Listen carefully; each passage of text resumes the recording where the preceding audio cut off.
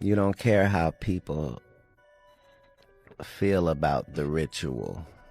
It's about does following the ritual work.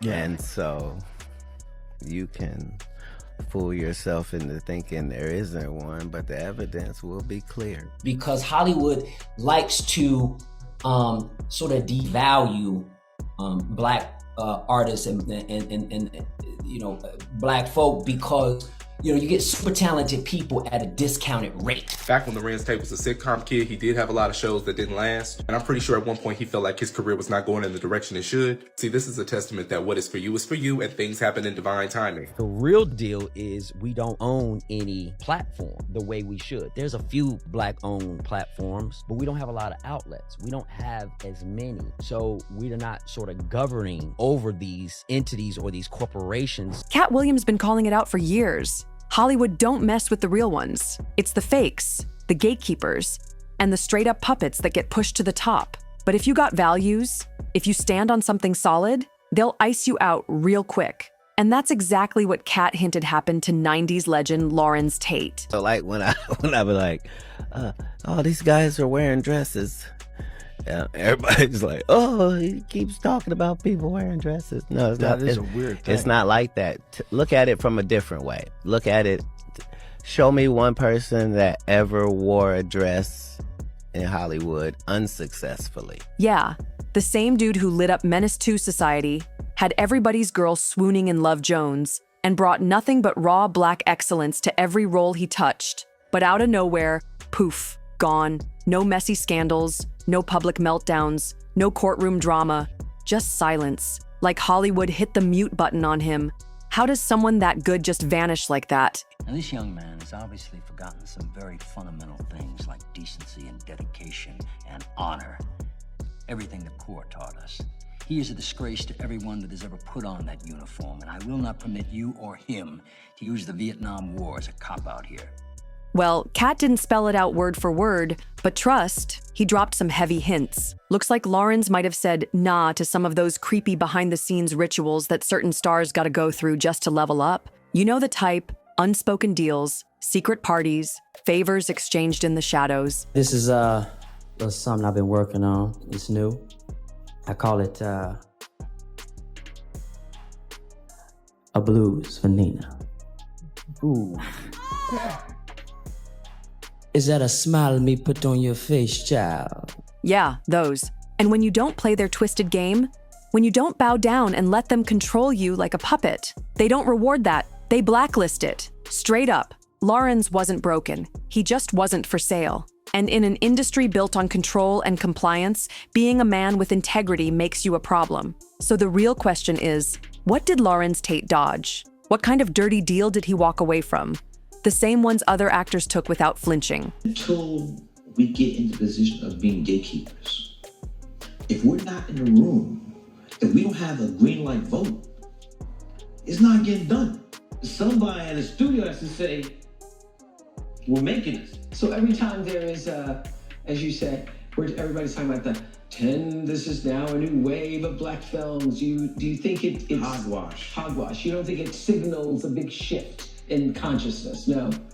Not buying it. Not buying it. Shenanigans. And why would Hollywood freeze out a man who had all the tools to become a global icon? Let's get into it. Back in the 90s, Larenz was that dude. No debate. He wasn't just showing up in movies. He was owning every single role. In Menace II Society, he brought pure chaos as O-Dog, a wild, unhinged gangsta with a short fuse and no fear. Chilling performance. Then he flipped the script in Dead Presidents, playing a broken Vietnam vet turned bank robber. The pain in his eyes was too real. That's what they all end up saying at the end of the day. Kevin told you he wasn't gonna wear no dress until... No. Oh, no. So they offered him the dress, and then he put it on. And what did he say after he wore it? I made my own decision. Duh. But you didn't make it before they brought it up, did you? It's okay. You could feel every struggle, every sacrifice, every betrayal. And don't even get started on Love Jones. Larenz had women out here writing poetry and lighting candles. Darius Lovehall had the whole culture in a chokehold. Cool, deep, artistic. That man had aura. Larenz wasn't just another actor. he was ours. Black men looked up to him.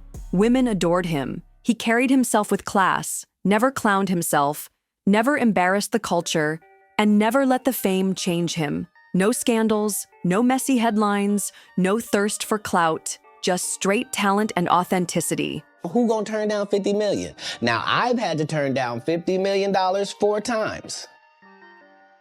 4 times. Just to protect my integrity and that virgin hole I was telling you about. Right. Because P. Diddy be wanting to party. And you gotta tell him no. You got to tell him no. I did. Larenz didn't fall off. He just acted his heart out and did it damn well. No scandals, no wild interviews, no, he said what? Drama. Just one day, boom, gone from the spotlight. Like somebody hit a mute button on his entire career. One minute he was Hollywood's golden boy, the next it was like he never existed. And that's what makes this whole thing so suspicious. Usually when a star fades, there's mess behind it. Drug rehab, legal drama, public meltdowns, or some career-ending L. But with Larenz, nothing. Clean record, no headlines, no beef, just silence.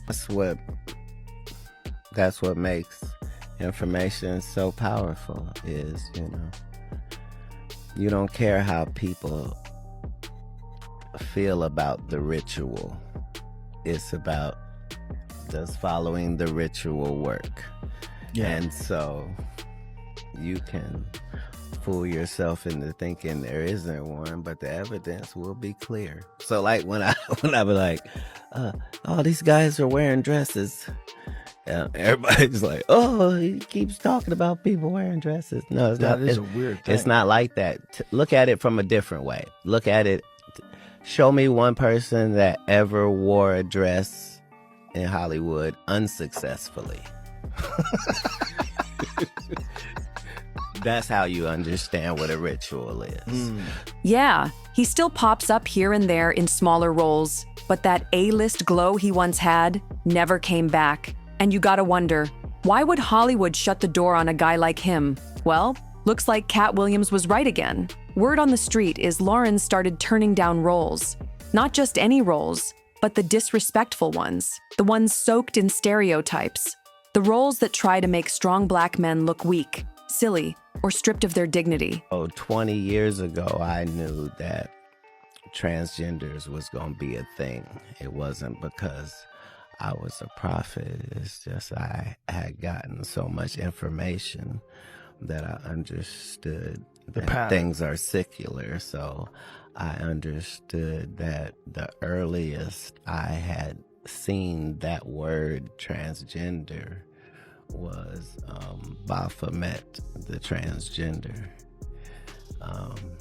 And so I knew that in the ritual of Baphomet, the transgender, to show allegiance to him, you had to kiss his ass ring. Really? And it said both of those things. So I knew that both of those things would become popular in the future. We work twice as hard to get twice as less as our counterparts, right? And that being said, we're not valued. I believe we're supposed to be valued. So those budgets are really important for us so that we can have the kind of quality that we can present to the consumer. And the smaller the budget, the more creative you have to get. And we don't have resources oftentimes as our white counterparts. Yup, even turned down the ones that pushed cross-dressing for laughs. Larenz wasn't going for it. He wanted roles with depth, substance, and respect. But in Tinseltown, when you say no too many times, they stop calling your number fast. And I heard on the street, Taraji, you had the audacity to say you're thinking about stopping acting. We said, stop talking. Are you thinking about it?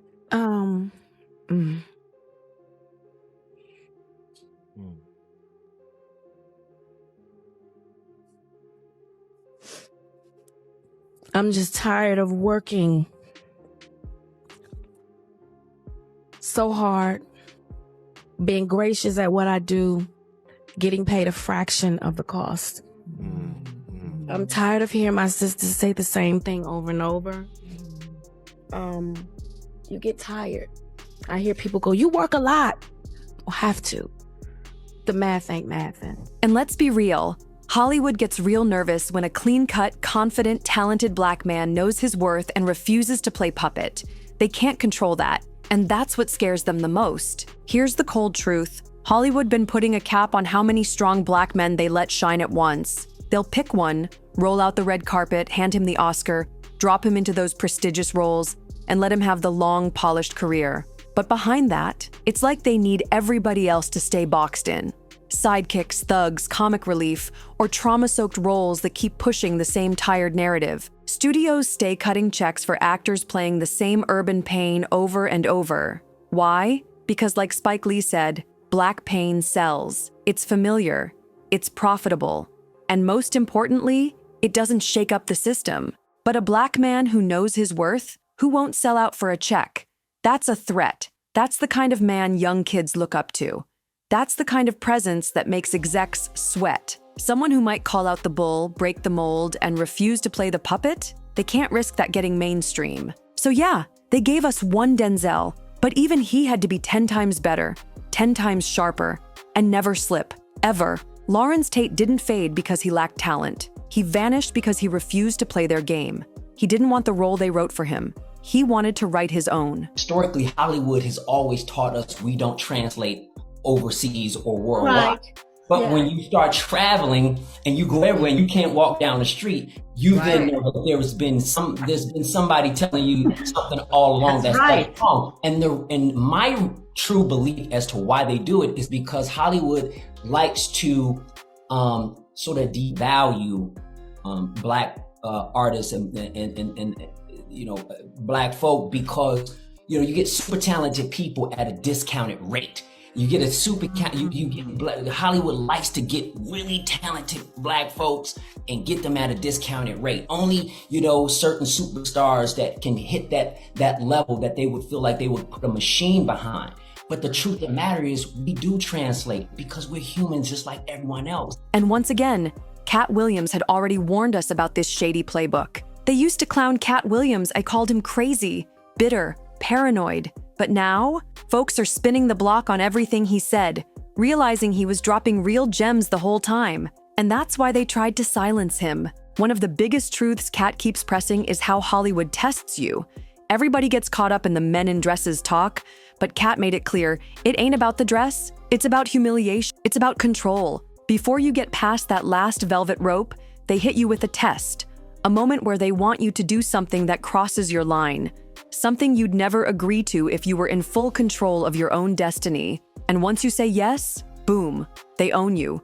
They don't even need contracts after that. They got leverage. But Katt didn't stop there. He went deeper. He started connecting all this to something spiritual, something darker than just industry politics. According to him, this whole thing isn't just about fame or gatekeepers.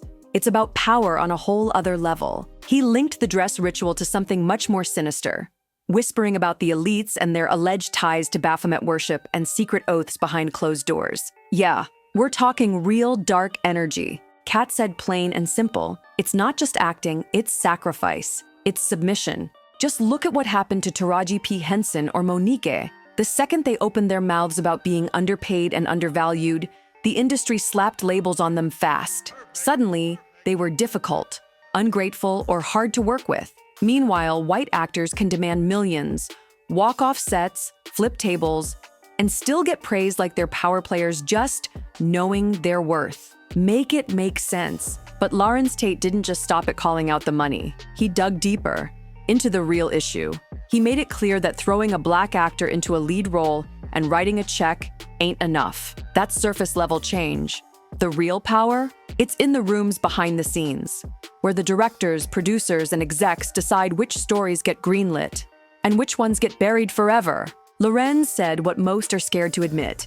If the same folks keep holding the reins, then nothing really shifts. It's all just smoke and mirrors. Representation without control? That's just decoration, not change. And guess what? That's exactly why they tried to erase him. Larenz didn't play the game. He didn't kiss up, didn't sell his dignity, didn't beg for a seat at a crooked table. And for that, they shut him out. The big roles? Gone. Studio offers? Dried up. Media coverage? Vanished. He went from leading man to invisible.